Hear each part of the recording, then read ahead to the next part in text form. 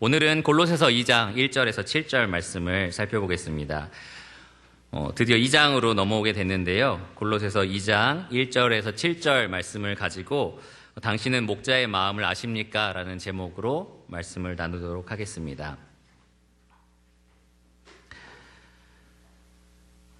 여러분은 목자의 마음을 아십니까? 여기 목자라는 말 대신 사실 목사라는 말을 써도 상관이 없는데요. 특별히 양을 돌보는 목자와 양의 친밀한 관계를 생각해 보시라고 목자라는 이름으로 계속해서 이제 말씀을 드리려고 합니다.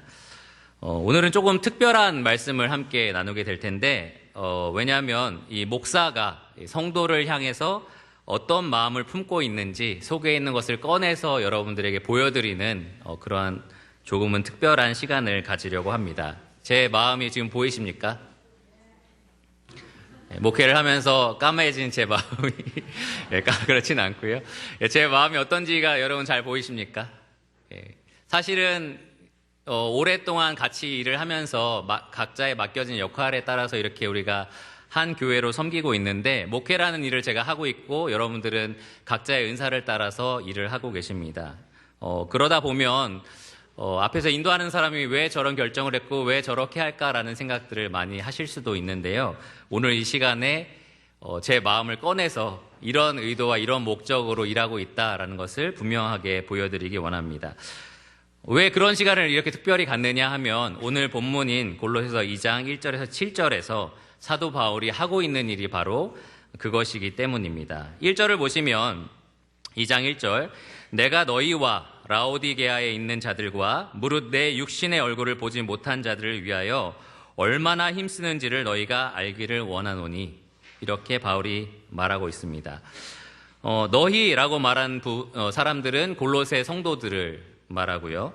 또 라오디게아라는 것은 골로새에서 북서쪽으로 약 18km 떨어져 있는 도시를 말합니다. 여러분의 주보에 보면 지도를 넣었으니까요. 한번 살펴보시면 골로새 그리고 바로 위에 라오디게아가 있고 그리고 여기에 1절 말씀에 보면 무릇 내 육신의 얼굴을 보지 못한 자들, 그러니까 골로새와 라오디게아를 제외한 바울의 얼굴을 직접 보지 못했던 그 지역에 있는 여러 성도들을 지금 염두에 두고 바울이 이 말씀을 기록하고 있다는 것을 알 수 있습니다. 예를 들면 히에라볼리라는 지역이 있는데요.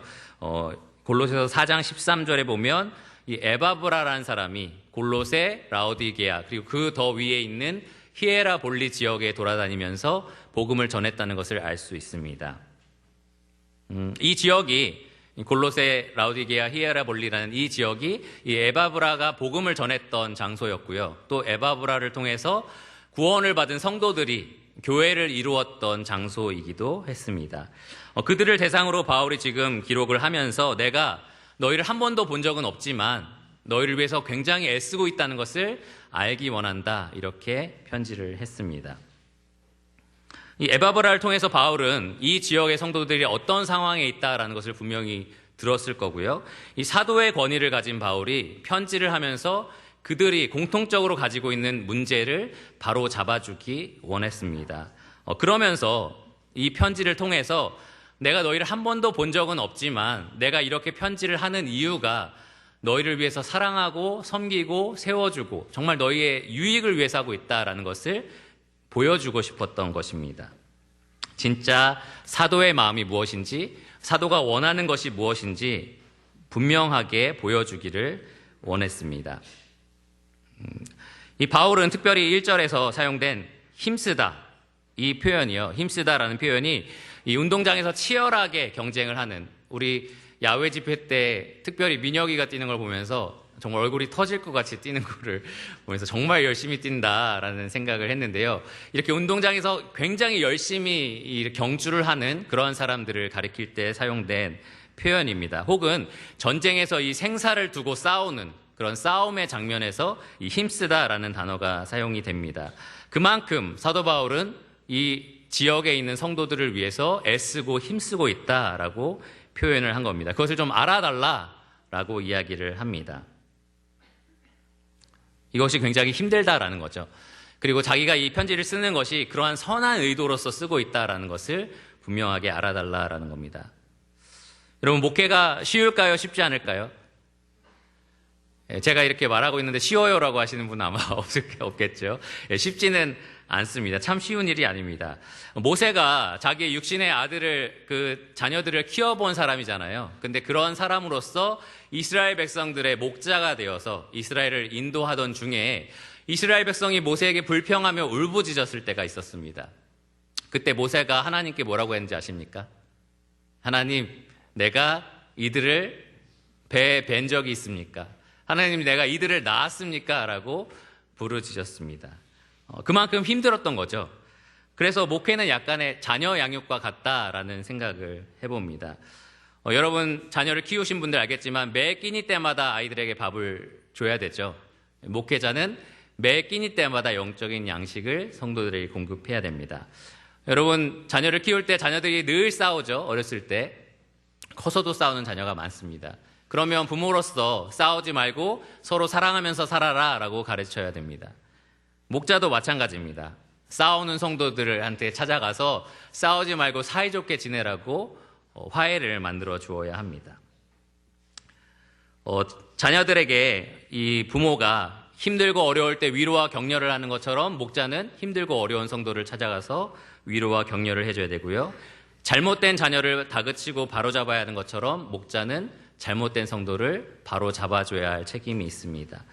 그리스도 안에서 곧게 자라도록 끝까지 책임지고 키워야 할 이 역할이 이 목회자의 역할입니다.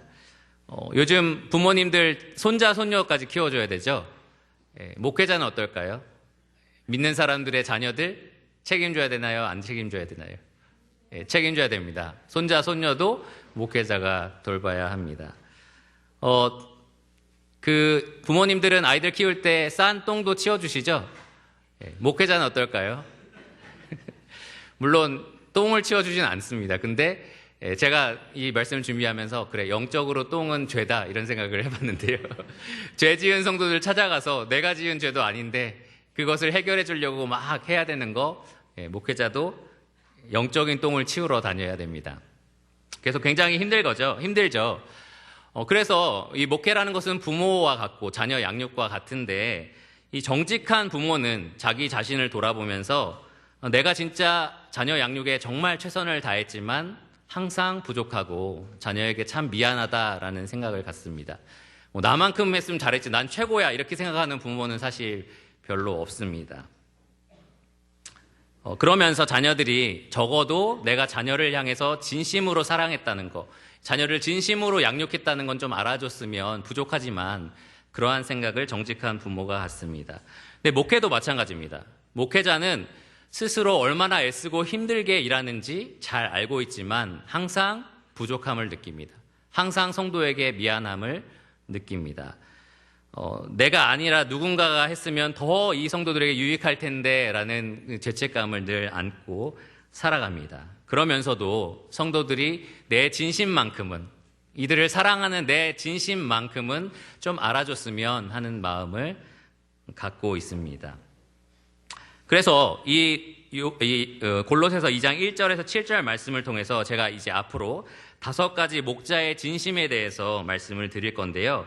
그것은 곧 바울이 이 골로새 성도를 향해서 품었던 5가지 마음입니다. 사도의 마음이자 또 제가 여러분들을 위해서 품고 있는 목자의 진심 어린 마음이기도 합니다. 오늘 말씀을 들으시면서 앞으로 이 목회자들이 하는 모든 것들을 바라볼 때 저런 진심을 통해서, 저런 진심을 위해서 일하고 있구나 이렇게 이해해 주셨으면 좋겠고요. 동시에 여러분이 이러한 마음을 여러분 스스로도 갈망하기를 바랍니다. 그러면 본문 1절에서 7절을 먼저 한번 읽어보도록 하겠습니다. 내가 너희와 라오디게아에 있는 자들과 무릇 내 육신의 얼굴을 보지 못한 자들을 위하여 얼마나 힘쓰는지를 너희가 알기를 원하노니 이는 그들로 마음의 위안을 받고 사랑 안에서 연합하여 확실한 이해의 모든 풍성함과 하나님의 비밀인 그리스도를 깨닫게 하려 함이니 그 안에는 지혜와 지식의 모든 보화가 감추어져 있느니라. 내가 이것을 말하면 아무도 교묘한 말로 너희를 속이지 못하게 하려 함이니 이는 내가 육신으로는 떠나 있으나 심령으로는 너희와 함께 있어 너희가 질서 있게 행함과 그리스도를 믿는 너희의 믿음이 굳건한 것을 기쁘게 봄이라. 그러므로 너희가 그리스도 예수를 주로 받았으니 그 안에서 행하되 그 안에 뿌리를 박으며 세움을 받아 교훈을 받은 대로 믿음에 굳게 서서 감사함을 넘치게 하라. 오늘 이 말씀에서 5가지 목자의 진심을, 목자의 마음을 여러분에게 나누기를 원하고요. 여러분이 이것을 같이 이해해 주시고 알아주시고 그리고 여러분도 갈망하시기를 원합니다. 첫 번째로 목자가 성도에게 원하는 마음은 위로받기 원하는 것입니다. 목자는 성도가 위로받기를 원합니다. 이 사도 바울은 골로새 성도들에게 편지하면서 첫 번째로 너희를 위해서 내가 애쓰는데 그것은, 그 목적은 이는이라고 하면서 그들로 마음의 위안을 받고 라고 기록을 했습니다. 너희가 위로받기 위해서다. 너희가 위로를 받기를 원하기 때문이다 라고 말을 한 겁니다. 바울이 행하는 모든 수고와 봉사와 노력의 그 목적은 이 성도들, 골로새 성도들이 그 마음의 위로를 받는 것, 위안을 받는 것이었다는 겁니다. 특별히 이 위안을 받다라는 표현은 예수님이 직접 하신 말씀에 잘 드러나 있는 표현인데요. 여러분 잘 아시는 말씀, 애통하는 자는 복이 있나니 그들이 무엇을 받는다고요? 위로를 받을 것이미요. 받을 것이다. 위로를 받기를 원한다. 누군가가 그들을 위로해 준다는 말이고요. 이것을 좀 어려운 말로 신적 수동형이라고 말을 합니다. 하나님께서 하시는 일이다라는 표현인데요. 이 사도 바울은 자기의 위로가 아니라 하나님께서 자기의 노력을 통해 그들을 위로하시기를 바랬다라는 겁니다. 그러므로 바울이 간절히 바랬던 성도의 위로는 자기의 말이나 자기의 어떠한 행동이나 어떠한 공감이나 그러한 것들로 그들이 얻을 수 있는 위로가 아닙니다. 예수 그리스도가 약속하신 위로를 받을 것이다 라고 약속하신 그 위로고요. 하나님께서 예수님을 통하여 성도들에게 직접 주시는 위로를 가리킵니다. 사도 바울은 고린도 교회에 편지하면서 위로의 하나님을 이렇게 찬양하는데요. 고린도서 1장 3, 4절을 보면 찬송하리로다. 그는 우리 주 예수 그리스도의 하나님이시요 자비의 아버지시요 모든 위로의 하나님이시며 우리의 모든 환난 중에서 우리를 위로하사 우리로 하여금 하나님께 받는 위로로서 모든 환난 중에 있는 자들을 능히 위로하게 하시는 이시로다. 위로가 굉장히 많이 나오죠. 하나님으로부터 위로가 오고 하나님으로부터 그리스도를 통하여 위로가 우리에게 임한다라고 분명하게 기록하고 있습니다. 그러므로 하나님께서 위로의 하나님이십니다. 성도가 받는 참 위로는 하나님이 주시는 위로고요. 그리스도를 통하여 넘치는 위로입니다. 그리스도를 말미암아서 하나님께서 능히 그리고 친히 성도들을 위로해 주십니다. 이러한 종류의 위로를 목자가 성도를 위해서 간절히 기도하고요. 그것을 위해서 애쓰고 있었던 것입니다. 목자인 저도 여러분들이 하나님으로부터 오는 위로를 받기를 간절히 원합니다. 제가 언젠가 한 청년에게 이번 주에 혹시 나랑 만나서 교제할 수 있을까라고 문자를 보냈는데요. 뭐라고 답장이 왔는지 혹시 아십니까? 됐어? 됐어요. 그렇게까지는 안 하고요. 이렇게 답장을 드려요. 혹시 제가 좀 잘못한 것이 있나요? 이렇게. 그래서 순간적으로, 내가 어디 가서 혼내는 사람인가? 이런 생각을 하게 됐습니다. 여러분, 제가 혼내는 사람입니까? 아니죠. 저는 위로를 하는 사람입니다. 그리스도를 통해서 위로를 하기 원하는 사람입니다. 목자가 말씀을 전하는 이유는 혼내기 위해서가 아니라 이 전파되는 그리스도를 통해서 여러분이 위로를 받기를 원하기 때문입니다. 목자가 때로 죄를 다루기도 합니다. 그런데 그 죄를 다루는 이유는 혼내기 위해서가 아니라 그 죄를 용서하신 그리스도를 전파함으로 참 위로를 얻기 원하기 때문입니다. 목자가 어려운 환경 속에 있는 성도를 찾아가 울고 또 함께 웃기도 하는데요. 그렇게 할 때 간절히 구하는 것은 이 모든 상황을 뛰어넘는 참된 위로 되시는 그리스도가 이 성도와 함께 하기를 간절히 구합니다. 그리스도가 성도의 참된 위로가 되십니다. 결국 목자가 바울처럼 행하는 애쓰는 모든 일들은 성도에게 위로가 되기 위해서입니다. 하나님이 그리스도를 통하여 직접 여러분들에게 주시는 위로를 간절히 구하는 것입니다. 그래서 목자로서 저는 그리스도께서 여러분의 참된 위로가 되어 주시기를 간절히 구합니다. 모든 상황 가운데 그리스도만이 여러분의 참된 위로가 되시기를 원합니다. 여러분도 그것을 원하시나요? 네, 좋습니다. 저는 혼내는 사람이 아닙니다. 두 번째, 목자는 성도가 하나 되기를 원합니다. 2절 말씀을 계속 보시면 바울은 사랑 안에서 연합하여라고 기록을 합니다. 바울이 이 골로새 성도들을 위해서 또 여러 보지 못했던 성도들을 위해서 애쓰고 힘써 일했던 이유는 두 번째로 그들이 사랑 안에서 연합하기 위해서다, 이렇게 말을 하는 겁니다. 목자 중에 이런 사람이 있습니다. 자기를 좋아하고 자기를 따르는 사람을 편을 만들어서 그렇지 않은 성도를 차별하거나 공격하는 목자들이 있습니다. 예를 들면 저를 더 좋아하시는 분 손 들어보세요. 이렇게 하진 않겠지만 그런 분들 알죠? 아, 여기 병호 형제랑 친한 사람이 이런 사람이야. 그럼 이 사람은 조금 덜 찾아가야지. 뭐 이렇게 생각을 하는 거죠. 이런 생각들, 이렇게 편을 가르고 차별하는 것, 분열을 가져오는 것은 참 목자의 모습이 아닙니다. 그런 사람들을 성경은 거짓 선생이라고 부릅니다. 혹은 속이는 자라고 부르는데요. 유다서에서는 이런 사람을 가리켜서 이 사람들은 분열을 일으키는 자며 육에 속한 자며 성령이 없는 자다라고 아주 강력하게 꾸짖습니다. 참 목자는 모든 성도가 연합하기를 바라지 차별을 만들고 분열을 일으키기를 원하지 않습니다. 이 참된 목자가 이 성도가 하나 되는 것을 간절히 원하는 것은 지극히 당연한 일인데요. 왜냐하면 이 목자를 목자로 삼아주신 목자장이 계시기 때문입니다. 목자장이 누구시죠? 내 양을 먹이라, 내 양을 치라 라고 부탁하신 분이 누구시죠? 예수님입니다. 근데 그 예수님께서 요한복음 17장에 보면 하나님 아버지께 간절히 구했던 것이 있습니다. 아버지와 내가 하나인 것처럼 아버지께서 내게 보내주신 저들도 하나가 되게 해주세요 라고 기도를 하셨습니다. 그러한 목자장께서 목자인 사람들에게 내 양을 치라고 하셨을 때 당연히 그 목자는 이 양들이 하나 되기를 원해야 하는 것입니다. 또 한 가지 우리가 기억해야 할 것은 성도가 하나 되는 것, 연합하는 것은 사람의 힘으로 되는 것이 아니라 하나님의 힘으로 되는 것이다 라는 겁니다. 성령께서 성도를 하나가 되게 하십니다.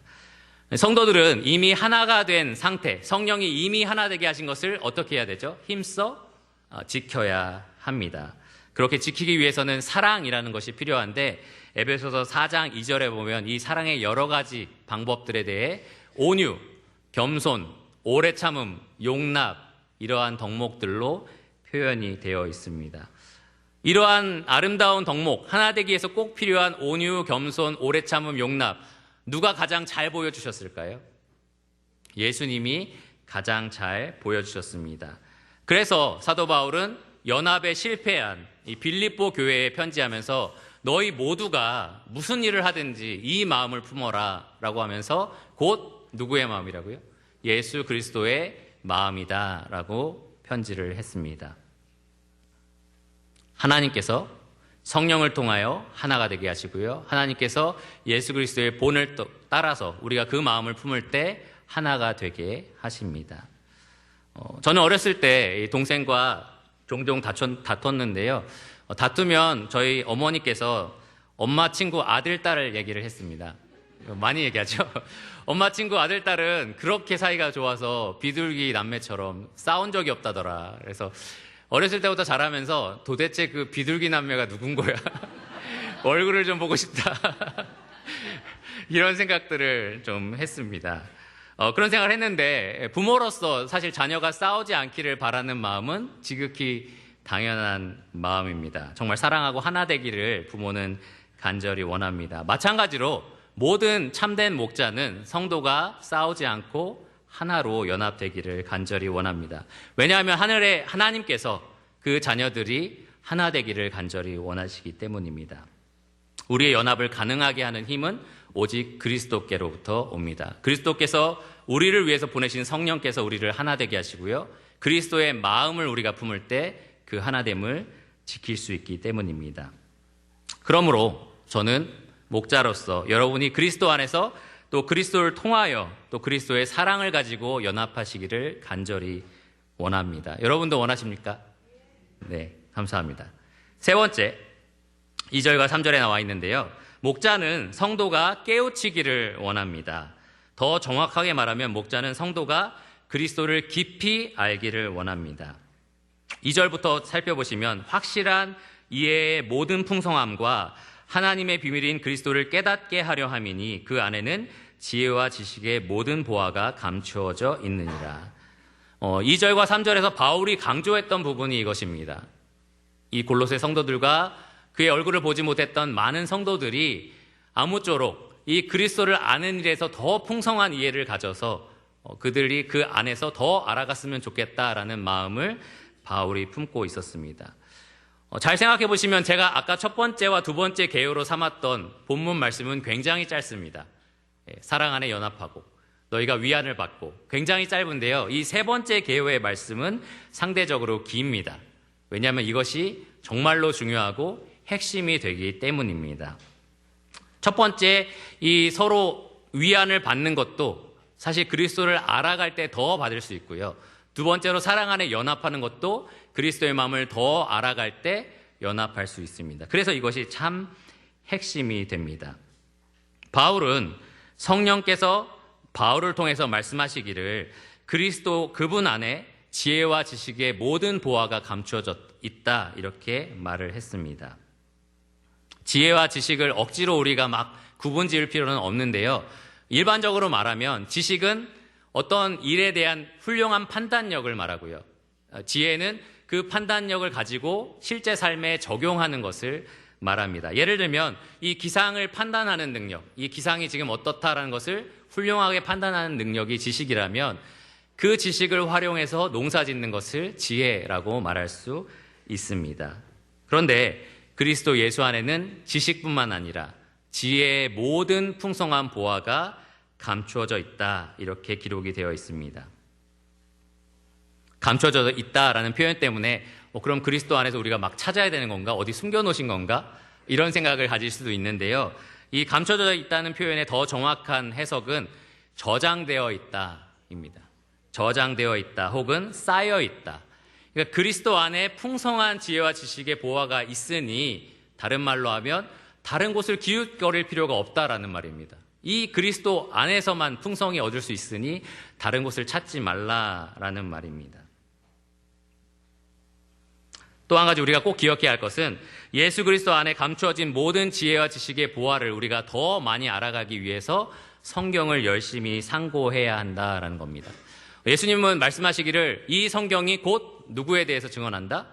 나에 대해서 증언한다라고 말씀을 하셨고요. 디모데후서 3장 16절 17절의 말씀에 따르면 이 모든 성경이 성령의 감동하심으로 기록된 것인데 이 성경에는 이 하나님의 사람을 교훈하고 책망하고 또 바르게 하고 또 옳은 길로 의로 교육하는 그러한 내용들이 담겨 있다라고 말을 합니다. 하나님의 사람에게 꼭 필요한 지혜와 지식이 이 성경에 가득 담겨 있는 것입니다. 문제는 저를 포함해서 성도들이 성경을 깊이 파고들면서 예수님을 더 알아가기 원하는 마음이 있어야 하는데 그런 마음이 있음에도 불구하고 자꾸 고개를 기웃거리면서 다른 지혜를 찾는다라는 데 있습니다. 뭔가 성경이 주지 않는 지혜를 세상은 주는 것 같고 성경에는 내가 이미 성경을 충분히 알고 있어서 이 정도면 다 알았다라고 착각하기도 합니다. 마치 그리스도께서 가지고 있는 지혜와 지식이 그것밖에 없는 것처럼 우리가 아주 얕게 알고 있으면서도 더 알려고 하지 않는 그러한 문제가 있습니다. 그래서 바울이 간절히 구한 것은 확실한 이해의 모든 풍성함과 하나님의 비밀인 그리스도를 깨닫기 원한다라는 겁니다. 쉽게 말하면 성도들이 이 그리스도에 대해서 더 깊이 알아서 풍성한 이해를 가졌으면 좋겠다라고 표현을 한 것입니다. 제가 사실 원하는 것이 그겁니다. 여러분들이 다른 그 어떤 지혜를 얻지 못하셔도 좋습니다. 학교를 안 나오셔도 좋습니다. 나가면 좋지만 어쨌든 중요한 것은 여러분들이 오직 그리스도 안에서 모든 지혜와 지식으로 풍성히 채워지시기를 간절히 원합니다.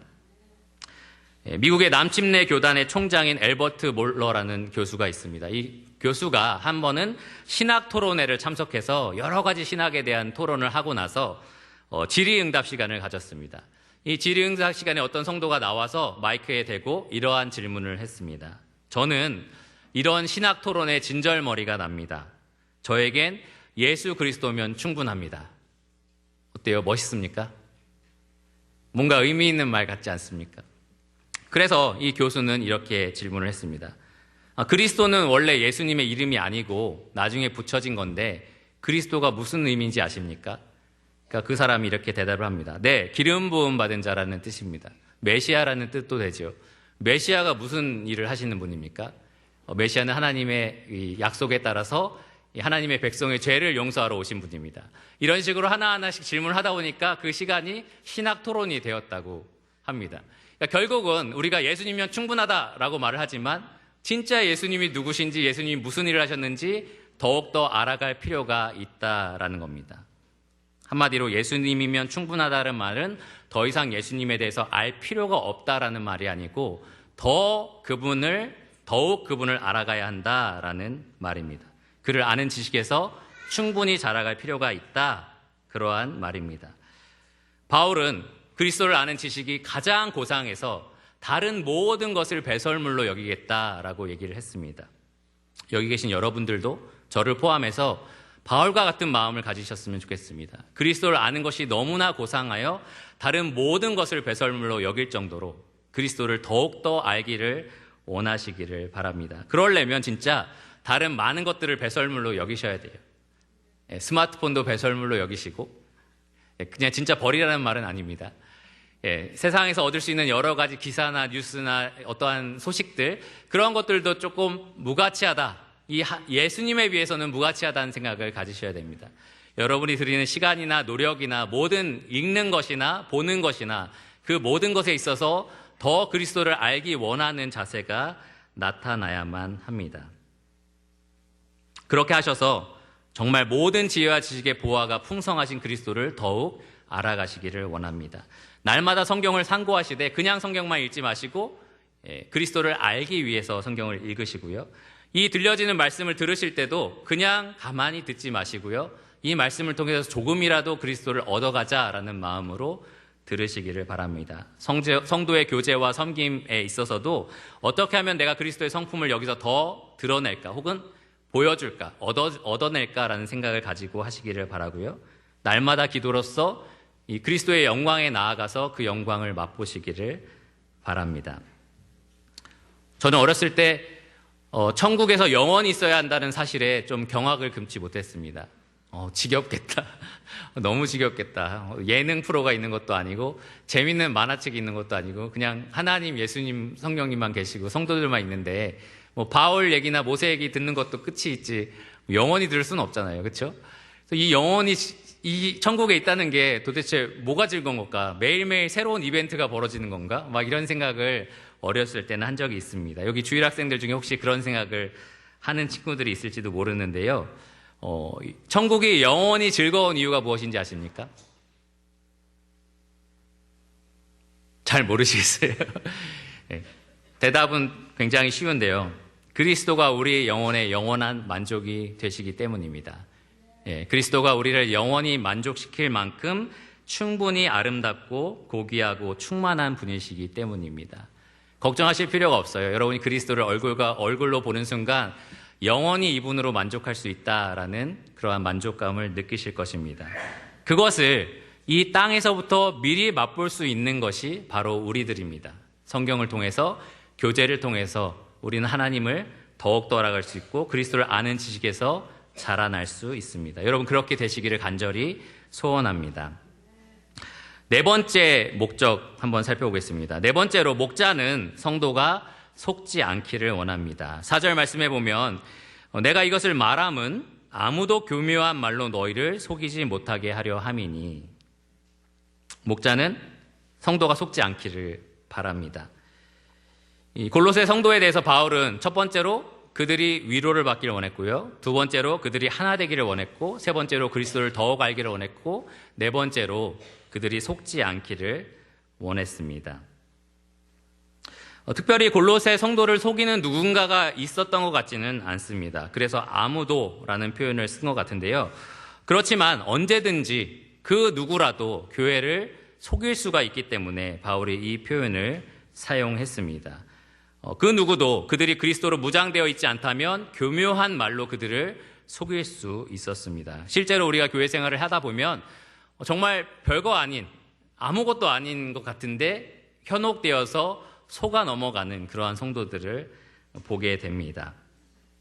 골로새, 라오디게아 그리고 히에라볼리 지역에 에바브라가 복음을 전하고 그리고 돌보고 있는 성도들이 있었는데 아마도 에바브라가 볼 때 어떠한 위협이 지금 그들에게 닥치고 있다라는 것을 알았던 것 같습니다. 그래서 바울에게 그것을 말해줬고 바울은 그것을 이 편지를 통해서 권면을 했던 것 같습니다. 너희들 조심해야 된다. 그러한 위험들에 대해서 속지 말아야 된다라고 말을 합니다.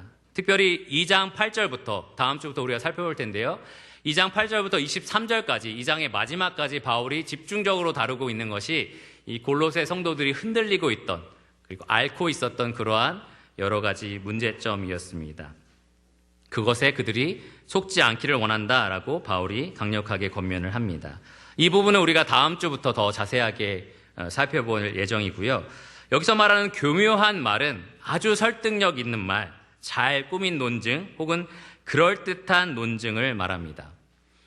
좀 신비로운 게 있어요. 제가 그것이 알고 싶다를 좋아한다고 여러 번 말씀을 드렸는데 그 중에 은혜로 교회라는 교회가 있었습니다. 여자 목사였고 이렇게 말씀을 하다가 저기 카메라 끄고 몇몇 성도 나와 이렇게 하고서 예를 들면 이건 예인데 어제 그 구제부 바자회 준비하다가 중간에 삐져서 나간 자매 둘 나와 이렇게 하고 따귀를 때리더라고요. 그러면 이게 그리스도 안에서 바로 잡아주는 모습이라고 그렇게 얘기를 하는데 저는 궁금한 게 왜 그 많은 성도들이 거기 앉아 있는지 이해가 안 가는 거예요. 왜 그 많은 성도들이 거기서 저건 정말 잘못됐다 하고 돌아가야 되는데 거기에 왜 앉아 있을까라는 생각을 해봤습니다. 이상하게도 진리가 아닌 거짓은 때로는 더 화려하고 더 달콤하고 그럴듯해 보입니다. 사람들의 눈을 멀게 하고 마귀가 거기에서 역사해서 많은 영혼들을 현혹시킵니다. 참된 목자는 성도 중 그 누구라도 다른 곳으로 길을 잃어버리는 것을 원하지 않습니다. 참된 목자는 양들이 풀을 먹고 잘못된 것을 먹고 배탈 나는 것을 원하지 않습니다. 오직 순전하고 신령한 젖을 먹어서 구원에 이르도록 자라기를 원합니다. 참 목자는 양들이 가는 길을 이탈하여서 길을 잃어버리기를 원하지 않습니다. 왜냐하면 바깥에는 마귀가 울부짖는 사자처럼 삼킬 자를 찾고 있기 때문입니다.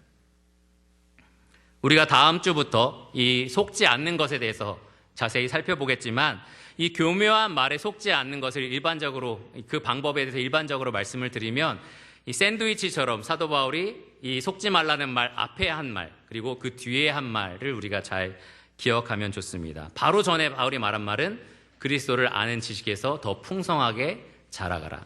그리고 앞으로 바울이 할 말은 그 그리스도 안에서 행하라입니다. 그리스도를 아는 것, 그리스도 안에서 행하는 것, 이 두 가지가 잘 되면 우리는 속지 않을 수가 있습니다. 마지막으로 그럼 다섯 번째 항목을 살펴볼 텐데요. 다섯 번째로 목자는 성도가 굳게 서기를 원합니다. 먼저 5절 말씀을 보시면 이는 내가 육신으로는 떠나 있으나 심령으로는 너희와 함께 있어 너희가 질서 있게 행함과 그리스도를 믿는 너희 믿음이 굳건한 것을 기쁘게 봄이라. 바울이 지금 육신적으로는 멀리 떨어져 있는 로마 감옥에 갇혀 있었습니다. 그래서 내가 지금 몸으로는 너희와 함께 할 수 없는데 내 심령, 내 마음은 너희와 지금 함께 있다라고 표현을 합니다. 저도 오랜 세월 떨어져서 아내랑 교제를 했는데요. 그래서 인터넷으로 화상 채팅하고 막 그랬습니다. 근데 그럴 때에 제 마음은 진짜 아내와 함께 있었고 아내도 남편이 이 화면을 뚫고 나와서 내 있는 자리 옆에 있었으면 좋겠다 이런 얘기를 한 적이 있습니다. 바울의 심정이 지금 그런 겁니다. 난 지금 멀리 있지만 내 마음만큼은 너희와 함께 있다라는 그러한 심정입니다. 그러면서 에바브라를 통해서 들은 것을 보니 너희가 믿음 안에 잘 살고 있고 질서 있게 행하고 있고 잘 준비되어 있다는 것을 보면서 내 마음이 지금 너무 기쁘다라고 표현을 합니다. 특별히 여기 질서 있게 행하는 것 그리고 굳건하다라는 표현은 많은 사람들이 군대 용어라고 말하는 표현입니다. 잘 군열이 갖춰져 있는 상태, 군사력이 아주 잘 갖춰져 있는 상태를 의미하는데요. 이 영적인 사도였던 군사령관인 사도 바울이 한번 이 교회를, 군대인 교회를 골로새 지역의 군대를 쭉 돌아본 후에 군열이 잘 갖춰져 있고 군사력도 있고 내 마음이 참 뿌듯하다 이렇게 말하는 모양입니다. 그것을 보면서 하나님께 감사를 드리면서 바울이 5번째로 이러한 권면을 했습니다. 6절을 보시면 그러므로 너희가 그리스도 예수를 주로 받았으니 그 안에서 행하되 그 안에 뿌리를 박으며 세움을 받아 교훈을 받은 대로 믿음에 굳게 서서 감사함을 넘치게 하라. 이 마지막 5번째 말씀에서 핵심이 되는 표현은 바로 그 안에서 행하라입니다. 그 안에서 행하라. 그가 누구죠? 예수님입니다. 예수 그리스도 안에서 행하라. 이것을 보충하기 위해서 7절에 바울이 3가지 비유를 들어서 설명을 하는데요. 식물, 건물, 그리고 법. 이 3가지 비유를 들어서 설명합니다. 뿌리를 박으며 식물에 대한 비유죠. 세움을 받아 건물에 대한 비유고, 그리고 굳게 서서라는 것이 법에 대한 비유입니다. 뿌리를 박는다는 것은 이 식물에 대한 비유인데 예수 그리스도라는 토양에 이 교회가 심겨 있는 식물처럼 심겨져 있다라는 겁니다. 그러면 이 식물은 어디서 오는 자양분을 받아서 먹고 살죠? 토양. 그 토양이 주는 자양분을 먹으면서 점점 무럭무럭 위로 자라게 되어 있습니다. 그리스도가 너희의 토양이 되시니 그리스도를 힘입어 성장하라라고 말을 하는 겁니다. 2번째로 건물의 비유를 보면 세움을 받는다라는 얘기를 하는데요. 이 유평교회가 특징이 있습니다. 지금 2층에 보시면 기둥이 있어요, 없어요? 기둥이 옆에 있죠? 옆에는 있는데 가운데는 기둥이 하나도 없습니다. 그러면 2층에 막 지으면 어떻게 된다는 거예요? 2층 위로? 무너질 수 있다는 거죠. 그래서 기둥이 굉장히 중요합니다. 근데 제가 듣기로는 이 유평교회가 5층까지 지을 수 있도록 기초를 아주 튼튼하게 했대요. 그러니까 기초가 그만큼 중요하다는 겁니다. 더 많이 쌓아져 올라가려면 더 깊이 그리고 더 단단하게 기초를 만들어야만 한다는 겁니다. 그런데 이 건물의 비유에 따르면 누가 기초가 되는 거예요? 교회의 기초, 교회의 터가 되시는 분이 누굽니까? 그리스도입니다. 그러니 그리스도를 터전으로 삼아서 너희가 더 굳건하게 세워져 올라가라 라고 이야기를 하는 겁니다. 마지막으로 굳게 서다라는 것은 법적 용어인데요. 여러분이 지금 부동산이나 여러 가지 것들을 거래하실 때에 누군가의 보증서가 있으면 확실한 마음이 생기지 않으십니까? 그냥 구두로 그래 내가 팔게 이렇게 하는 것과 내가 팔겠다라는 보증서가 있는 것과 무슨 차이가 있는지 확실히 느껴지지 않으십니까? 마찬가지로 예수 그리스도께서 우리 믿음의 확실한 보증이 되어주시기 때문에 우리가 굳건하게 자라날 수 있다라는 겁니다. 그 확신 가운데 흔들리지 않을 수 있다라는 겁니다. 이렇게 3가지 비유를 쭉 들으면서 바울이 강조하고자 했던 것은 그러니까 그리스도 안에서 행하라는 겁니다. 그리스도가 너희의 터전이 되시고 그리스도가 너희의 토양이 되시고 그리스도가 너희의 확증이 되시니 오직 그 그리스도 안에서 행하라라고 바울이 명령을 하는 것입니다. 특별히 여기 행하다라는 표현은 여러 번 이 강단에서 말씀드린 적이 있었는데 걸어가다라는 표현입니다. 유대식의 표현으로 함께 걷다, 걸어가다라는 표현입니다. 그래서 예수 그리스도 안에서 행하다라는 이 표현은 예수님의 직접 하신 말씀을 우리가 따라서 달리 표현하면 나를 쫓으라, 나를 따르라 라고 말할 수가 있습니다. 예수 그리스도를 따르라는 것입니다. 바울은 이 골로새 성도들이 예수를 더욱 깊이 아는 것뿐만 아니라 이 예수 안에서 예수를 따르면서 예수와 함께 살아가기를 간절히 원했습니다. 잘 생각해 보시면 이것은 바울이 그들을 위해서 날마다 생각날 때마다 기도했던 내용과 일치합니다. 첫째로 바울은 하나님을 아는 것으로 그들을 채워달라라고 기도를 했었고요. 둘째로 바울은 모든 일에 있어서 주께 합당하게 행하게 해달라라고 기도를 했었습니다. 주께 합당하게 행하는 것은 이 바울이 말한 것처럼 우리가 주님으로 받은 예수 그리스도께 합당하게 행하는 것이고요. 그리고 범사의 하나님을 기쁘시게 하는 것은 범사의 하나님을 기쁘시게 한 예수 그리스도를 따라서 살아가는 것을 의미합니다. 우리가 예수님을 따라서 행할 때에 하나님께서 기뻐하십니다. 특별히 이 골로새서 3장과 4장을 보면 무엇이 그리스도를 따르는 삶인지 아주 구체적으로 나와 있습니다. 옛 죄를 버려라. 새 사람을 입어라. 직장에서는 이렇게 살아라. 가정에서는 이렇게 살아라. 그리고 이 사회 사람들에게는 이런 증인이 되어라. 이렇게 자세하게 구체적으로 기록되어 있습니다. 그 본문들을 다룰 때 우리가 구체적인 적용사항들을 함께 나눠보겠습니다. 오늘 여러분이 기억하셔야 될 것은 마지막으로 목자가 원하는 것이 성도들이 어떻게 하면 그리스도 안에서 살아갈까, 바로 그 부분이라는 것입니다. 정리하면 오늘 우리는 사도 바울이 이 골로새 성도를 향해서 품었던 사도의 마음을 함께 살펴보았습니다. 이것은 곧 목자가 성도에게 품고 있는 진심이기도 합니다. 그는 본 적도 없는 성도를 위해서 많은 수고를 감당했는데요. 그것은 첫째로 그들이 주 안에서 위안을 받기 원했기 때문입니다. 둘째로 그들이 그리스도의 사랑으로 연합하기를 원했기 때문입니다. 셋째로 그들이 그리스도를 더욱 알아가기를 원했기 때문이고요. 넷째로는 그들이 그리스도를 떠나서 다른 곳으로 속지 않기를 바랬기 때문입니다. 그리고 마지막으로 다섯 번째로 그들이 그리스도 안에서 행하기를 바울은 간절히 원했습니다. 이것이 곧 목자의 마음입니다. 오늘 5가지 항목을 배웠잖아요. 근데 이 5가지 항목에 사실은 그리스도 안에서라는 것을 붙이면 딱 알맞습니다. 왜냐하면 목자는 저를 좋아하는 사람들 지금 제가 막 가르치는 게 아니잖아요. 제가 여러분들에게 가르치고 선포하고 보여줘야 할 분은 바로 예수 그리스도시잖아요. 그러니까 그리스도 안에서 여러분들이 위로도 받고 연합도 하고 알아가고 또 그리스도를 떠나지 않고 그리고 그리스도 안에서 행하기를 목자는 간절히 바랍니다. 여러분도 그것을 바라십니까? 네, 감사합니다. 설교를 어떻게 마칠까 고민을 많이 했었습니다. 목회가 얼마나 힘든지 좀 강조하면서 마쳐야 되나? 이런 생각을 하면서, 그러나 목회가 얼마나 힘든지 우는 소리로 설교를 마칠 수는 없겠다. 제가 진짜 또 울면 되게 이상하잖아요. 평소에 안 울다가. 그래서 그렇게 하면 안 되겠다라는 생각이 들었습니다. 하지만 목회는 정말 힘듭니다. 많은 자녀를 키우신 부모들이 자녀는 안 키워보면 몰라라는 말씀을 하시는데요. 저도 당당하게 할 수 있는 말이 목회는 안 해보면 몰라. 목회는 안 해보면 몰라라는 말입니다. 히브리서 말씀처럼 목회자는 성도의 영혼을 내가 경영해서 하나님 앞에 결산할 자인 것처럼 그렇게 돌봐야 하는 책임을 가지고 살아갑니다. 예수님이 피를 주고 사신 성도들의 영혼을 내가 책임지고 있다, 돌봐야 한다라는 그 막중한 무게감 그리고 책임감을 늘 날마다 안고 살아가야 합니다. 잠을 자려고 누워도 때로는 그 책임감 때문에 잠을 잘 수가 없고요. 여러분 퇴근하면 일을 다 잊어버릴 수 있겠지만 목회자들은 퇴근하는 게 없습니다. 언제 어디서나 이 책임감을 가지고 살아가야 합니다. 우는 소리는 아닙니다, 여러분.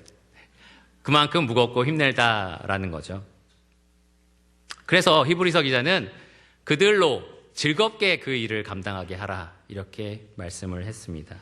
즐거움으로 이것을 하게 하고 근심으로 하게 하지 말라. 여러분 제 얼굴 한번 보세요.